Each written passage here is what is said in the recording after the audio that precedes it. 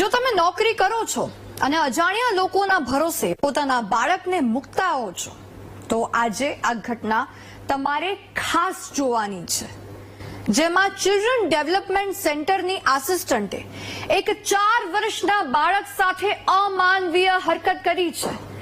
બાળક રડતું રહ્યું અને મેડમ ઝૂલતા રહ્યા અને વધુ રડ્યું તો બીજા મેડમે બાળકના પગ દબાવીને એને ધમકાવ્યું. આવી ઘટના ક્યાં બની છે? કોણ છે તે ક્રૂર આસિસ્ટન્ટ? જોઈ લો. અજાણ્યાના ભરોસે બાળકને મૂકતા પહેલા ચેતજો. જે વ્યક્તિના ભરોસે બાળકને મૂકો છો તે ભરોસા લાયક તો છે ને. ભરોસાની વાત એટલા માટે કરી રહ્યા છીએ કારણ કે આવી જ ઘટના વડોદરામાંથી સામે આવી છે. સૌથી પહેલા તો આ વિડીયો જો. વિડીયોમાં એક મેડમ ઝૂલા પર ઝૂલી રહ્યા છે અને તેની બાજુમાં એક બાળક રડી રહ્યું છે. વારંવાર દરવાજો ખોલવાનો પ્રયાસ કરે છે પરંતુ મેડમ ખોલતા નથી. થોડી વારમાં એક બીજા મેડમ દરવાજો ખોલી અંદર આવે છે. બાળકને ઉઠાવી ખૂણામાં બેસાડી દે છે. બાળકના પગ પર બેસી જાય છે અને તેને ડરાવે છે. થોડી વાર પછી તે મેડમ જતી રહે છે પરંતુ બાળક ડરીને ખૂણામાં બેસી રહે છે. આ ઘટના વડોદરા શહેરની છે, જ્યાં એક વેપારીનો 4 વર્ષનો દીકરો ઓછું બોલતો હોવાથી વેપારી તેને સ્પીચ થેરેપી ઇમ્પ્રુવમેન્ટ માટે મોકલતો હતો.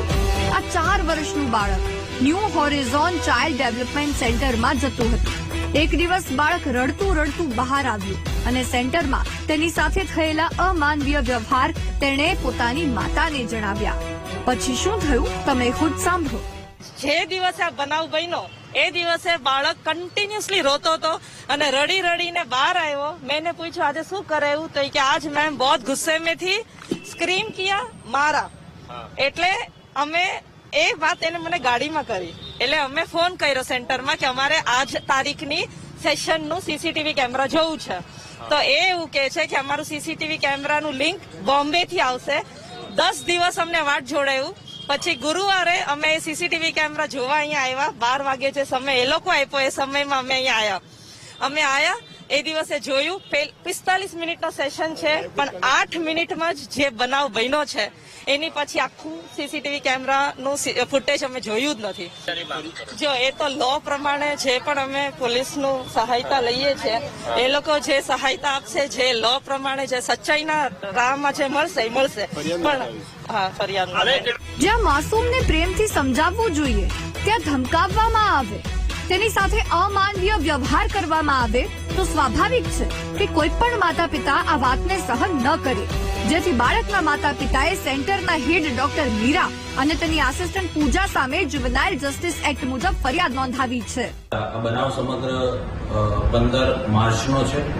ત્યારબાદ તેમણે સીસીટીવી જોવાની માંગણી કરતા આ સીસીટીવી અમને 27 માર્ચના રોજ જોઈ અને ત્યારબાદ પોલીસ સ્ટેશન આવતા 29 માર્ચના રોજ એમની ફરિયાદ લેવામાં આવેલી છે. આ ફરિયાદ ભારતીય ન્યાય સંહિતાની કલમ 115(2) અને 54 તથા જુવેનાઇલ જસ્ટિસ એક્ટની કલમ 75 મુજબ દાખલ કરવામાં આવેલી છે.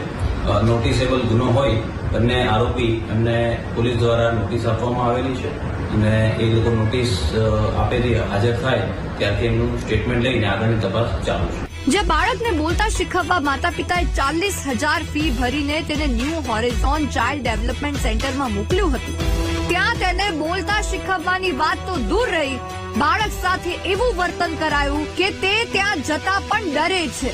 તેવામાં આ સેન્ટર સામે કેવી કાર્યવાહી થાય છે તે જોવું રહ્યું. કિશોર ક્ષીરસાગર, BTV ન્યૂઝ, વડોદરા.